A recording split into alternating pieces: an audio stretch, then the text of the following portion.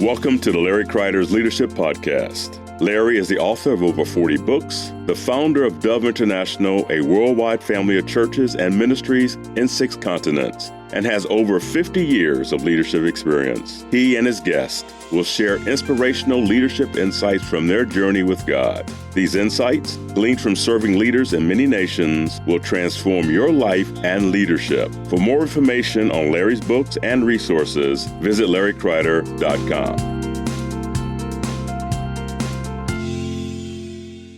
Welcome to the Larry Kreider Leadership Podcast. Larry Kreider here today again, back with me in the studio, Derek Diener. Derek, today we want to look at the movie that's coming out that you've been involved with now for a couple of years. Yep, 2 years. Brave the Dark. Yeah. And the storyline I basically know, but let's just talk about that. How do you make a movie?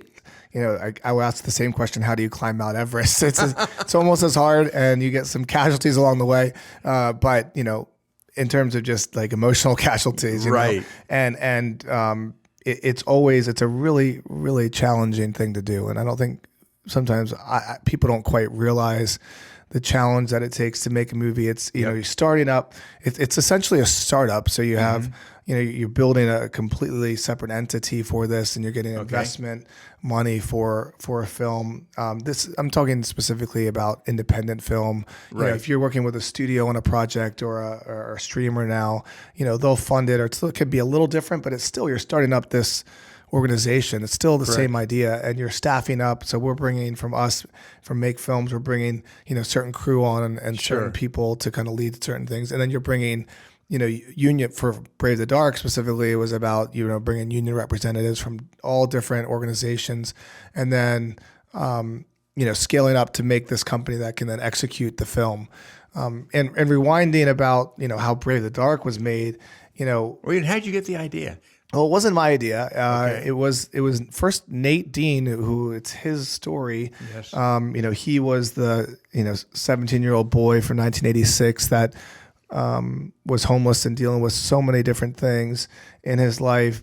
And when he grew up and braved the dark, basically he started thinking, and Stan, who was his mentor and adopted father, said to him, you should write your story down. It's such a great story. I think people would be interested to hear it. And Stan always had this idea, it's Nate's story, there's almost this false humility of I didn't have anything to do with that, where he was you were the teacher that changed his life, and he's an amazing guy. And he was such an amazing guy. And he was always encouraging Nate to write a story down. Mm-hmm.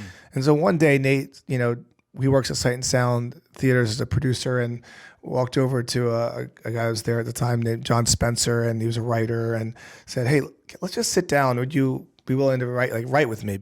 Then John just, instead of putting it into a book format, instead of putting it into a blog format, whatever, he put it into a screenplay format, a script. Sure. And was interviewing Nate, and they were going back and forth. And the next day, I think Nate said he came back with 13 pages or whatever it was, something like that, of Nate's story. And the first title of it was called This Little Light of Mine, because there's these moments where Nate was a kid during some of the trauma, and somebody was actually singing that song to him, and that was the first name. And then it eventually, between John and Nate, I think John actually coined it, but eventually between those two named it Brave the Dark. Okay.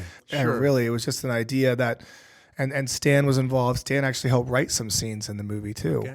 And then at one point when they did a table read with Stan playing Stan, Stan is still, it was so humbled by it, and we hardly could even, I think, take the recognition that he really made this kind of impact on not just Nate, but on the whole New Holland community. Right. And then fast forward to after a couple of years, Nate met this guy named Paul Griffin, who was a local Lancaster County native for a while, and he was involved in film, was starting up a production company called Inspiring Films, where he partnered with Grant Bradley and Dale Bradley from New Zealand and a couple other people. And they were trying to find a good Lancaster story, because they were, raising money to make the movie here, and they wanted to tell a story that was based out of here. Right. And then that's when Grant and Nate met, and they said, okay, let's do this. Let's start this process. And that was 5 to 6 years ago. I'm forgetting now.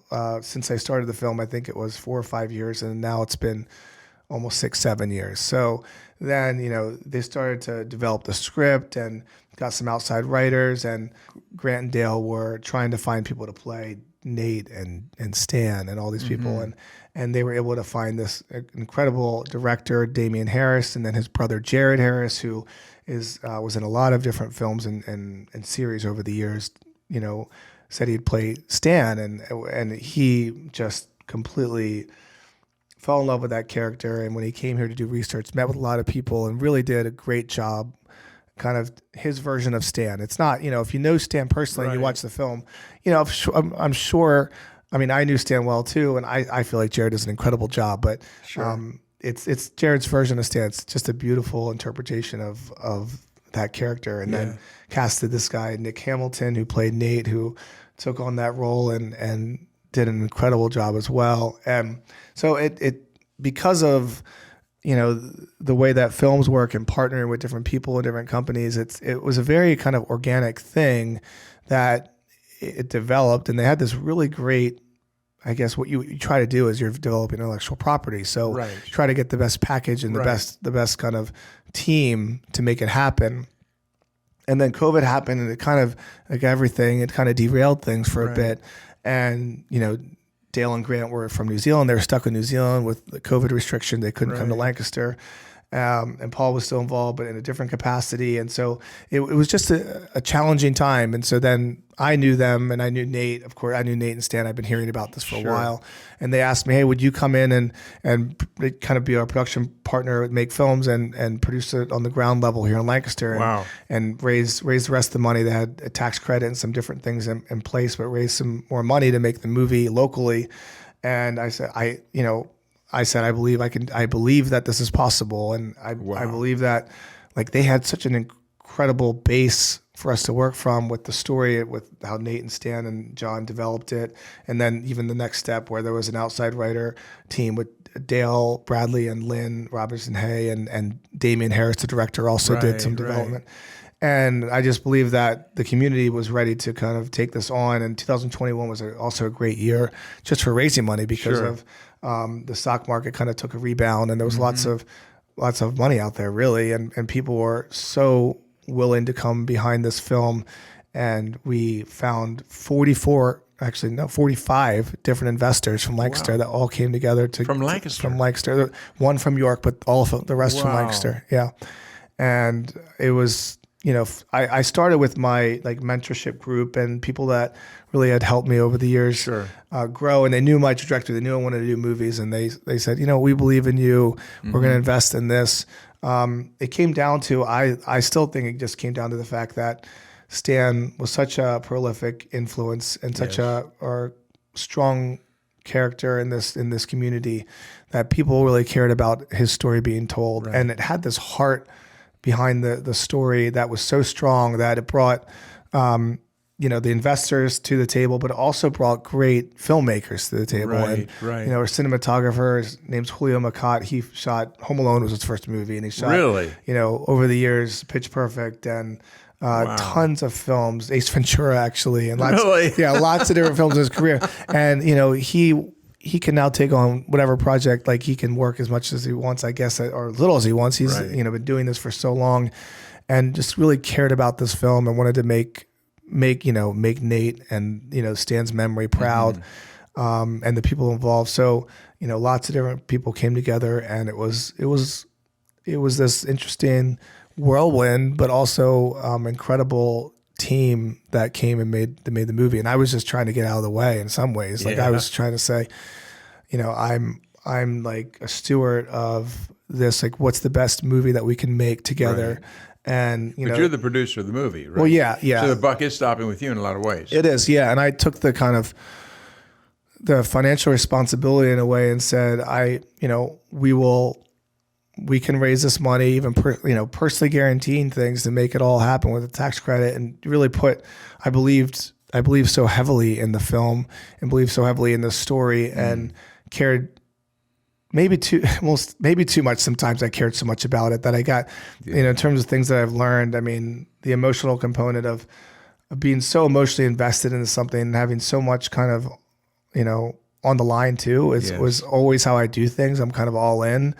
But I think there's a lot of moments within the film that I needed to just take a step back and be maybe a little more pragmatic or a little more, less emotionally driven and less maybe frustrated sometimes, or, all those things with how things would go, or people, or the struggles that I had with, even just the financial side and like working with unions. I mean, we had really great people, but it's just learning to work with unions and how that works, and all the small things that added to be big things. And I feel like it's also just like a different way than when you're running a business. You're building like positive cash flow, and you're building, every year, and then you're growing and you're doing these things. But when you have a film, you raise all this money, and the whole idea at the end of the movie is that you spend all the money and then you sell it, and so it's like it's a negative cash flow or like a burn rate. It's like a startup, and you're doing things the opposite way than you're running a traditional business sometimes, so those are all the things that. Just a couple of little things, but big things. Of all the processes you've gone through and all the production and everything, what was the hardest for you? Was it work with people? I think between the unions, but mainly, I mean, the people component was the hardest. It was just like you're also, we were in 2021 when we filmed it in the fall of 21. So, and then we did all post-production in 2022.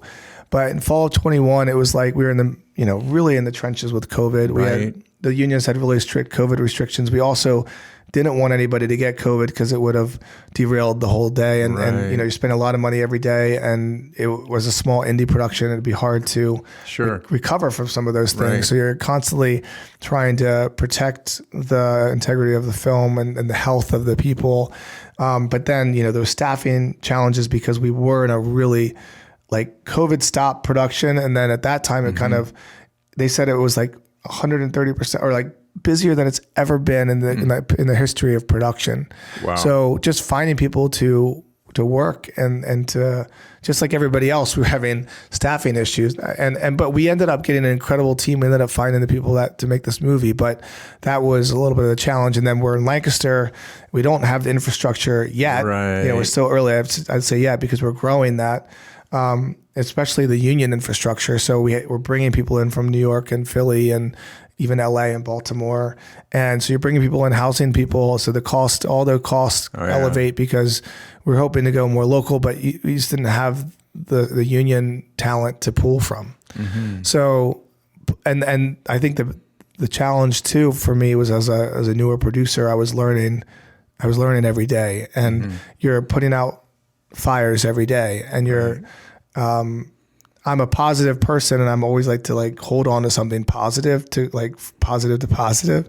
But it can be really hard when you're constantly in like, you're 20 locations and 26 days of shooting all over rural Lancaster. And so the whole thing was shot in Lancaster County. Yeah, there was a couple scenes in York County because of a but it was South Central Pennsylvania. All of it was here. Yeah, all of it was here. It was the biggest film to shoot in Lancaster since Witness. Really? Yeah, and so we bit off a lot.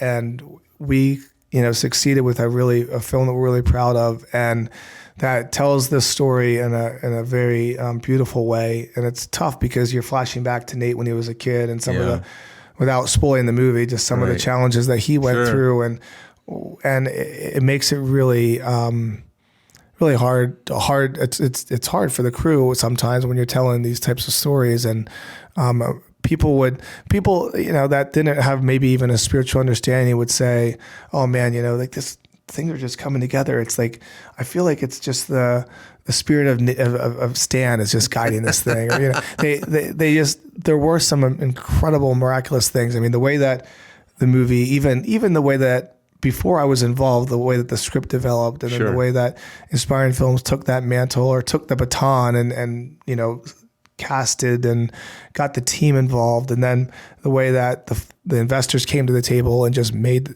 the movie possible, and then the way that the community, people like the Holiday Inn and downtown and the Marriott, and they gave us incredible rates that less than just incredible rates, less than 50% of what normally we would charge, and the tax credit, the way that happened. I mean, there was literally, I could make pages of lists of the the things that shouldn't have happened that happened, the miracles that happened to make the movie possible.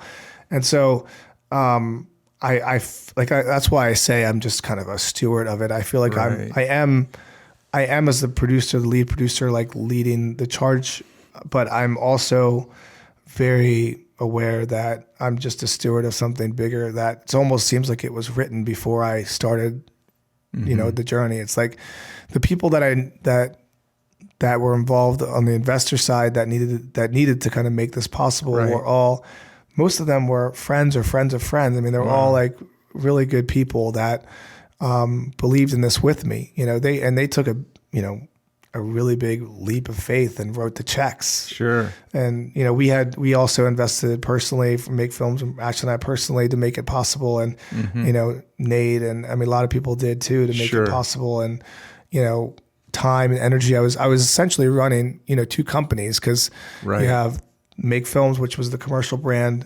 and I heard the Bells was going on at the same time with the Sight and Sound film and Brave the Dark. But I'm just so thankful that our team that we have on the Make Film side, on Brave the Dark, on I Heard the Bells, everybody just stepped up because and grew so much. It wasn't. I had to really just kind of step away for a bit and just focus on this film to make it possible. And so it's such a partnership thing too. And that's one thing that I learned too on how to to grow in that partnership thing, how do you have a shared vision and bring people in, and how do you like trust them with certain things, but then give them, expectations and lead that way. I was used to so many times leading an employee-driven company, and then now you're doing more of a freelance-driven, kind of subcontractor-driven organization with other producing partners and other people that are involved. And sometimes I realize that wow, this is different than I expected working with a freelancer or somebody different, and understanding that like the values-driven thing, and like making sure that we're always working with people that care about how other people are treated and really care about the content. Care about the outcome is important. I really cared about that, and sometimes I'd care too much. Like I said, I would care so much about the outcome and of the content, and I would care so much about people, the way people being treated. And in the moment, I was doing the things that I thought best for the film. And sometimes I look back and I'm like, you know what, I didn't maybe handle it the perfect way. Well, no, I didn't handle it perfect. Nobody does. It's not possible. Yeah. So you had the production phase and then the post-production phase, correct? Yeah. Now, is the film through that? Is the film really completed? The film was completed so what are the next steps? Yeah, how does that work in that industry? So now we have an agent that we work with, basically, that they take your finished film and they're in conversations with us the whole way through. We met with her, Jessica Lacey is her name. We met with her last 2021 when we started. She was also involved before I was involved too. So we had a good, like I said, that they set up a good package, and she was an agent with Jared Harris's agency. And that's how, we were able to kind of connect with her. And she navigates the market. I mean, we had an investor screening to just show privately to the investors who made the film with us, made it possible. And, everybody loved those tears, and just, they love the film. And when we have a strong film, now it's, okay, how do we navigate this market? Because, theatrical's down and streamers are kind of leading the cause, but there's lots of nuance and challenges with the market, and there's also lots of positives, but it seems like right now the market is just all over the place. So you have somebody on the front lines of the sales market that is navigating. So the first couple of months here of the year, we're navigating that market and screening it to buyers and showing the film in a greater way here to get the right distribution plan, and timing with that. And, unsure exactly what that's going to be. It's a little bit, there's, learning, patience, but also aggression. It's like, I also, like I told you earlier in the previous podcast, I think I love sports, and it's like, if you see a running back, in the backfield, it's like, they have to have patience, but they also, when they see that hole, they got to run through it as fast as they can. And that's a little bit of production. It's like, you're patient, and then when you see it, you got to go for it. And I'd say probably life. The timing is, I mean, I think in life, timing is so big, and not being, and maybe some peace is good with that too. Peace and patience, and the timing and understanding that timing and the way that things are orchestrated and the way that God kind of brings things together is a lot about timing. Yeah. So, wow. So you're looking to do more films in the future? Yeah, for sure. Really? Yeah. People ask me that a lot, like when I tell about the challenges. Yeah, really. I love it. It's such an exhilaration. It's like I went through so much the last couple of years with Brave the Dark, and I heard the Bells as a company. Yeah. And that I know that it will set us up. Did you do the whole trailer for that? I Heard the Bells? Yeah. So we did all the production. All the production, Yeah, okay. except for we edited the feature, the film and everything. The shorter trailer, they used the trailer house to do that. But everything else we did on that one. So we learned so much. It's like, I'll be so much better prepared for the next films that we do.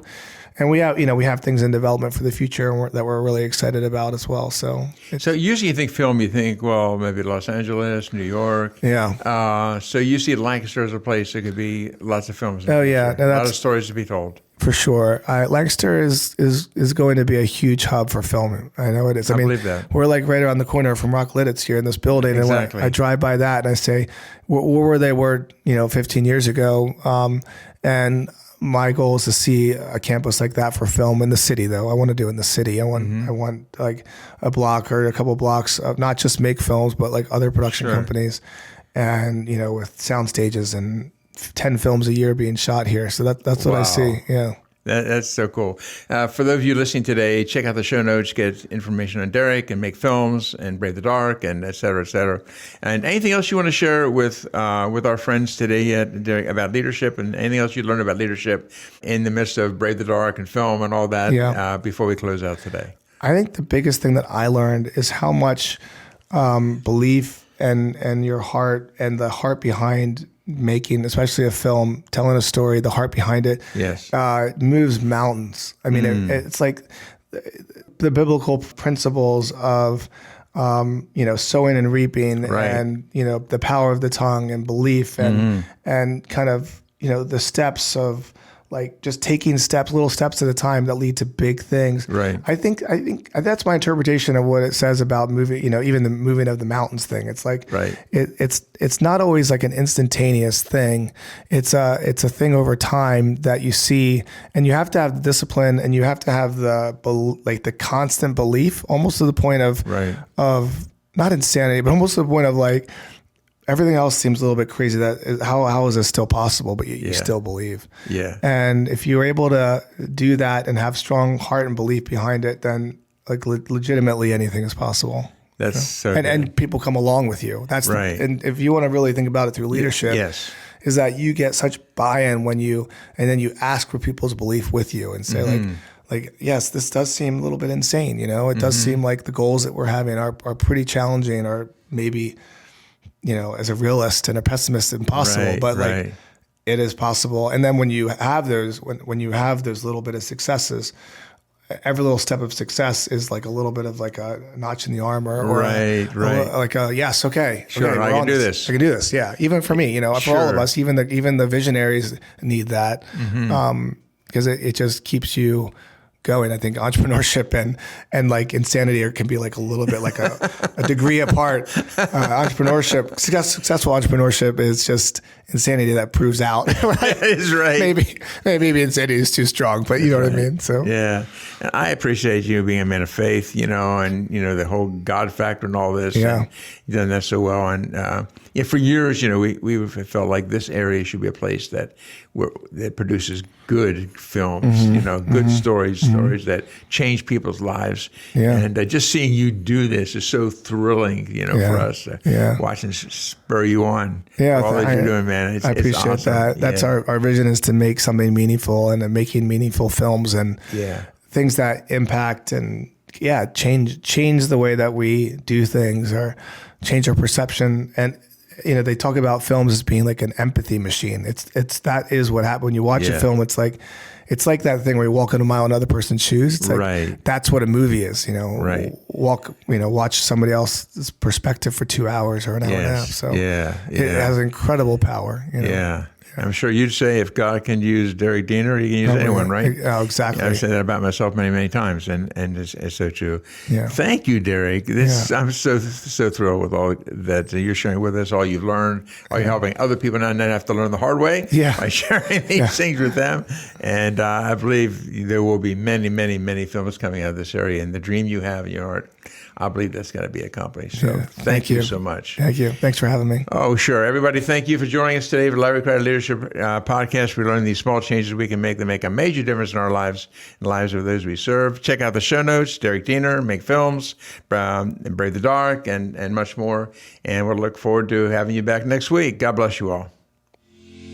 Thank you for listening to Larry Kreider's Leadership Podcast. If you want more information about any of Larry's books, daily devotionals, small group resources, or any other teachings, go to larrykreider.com.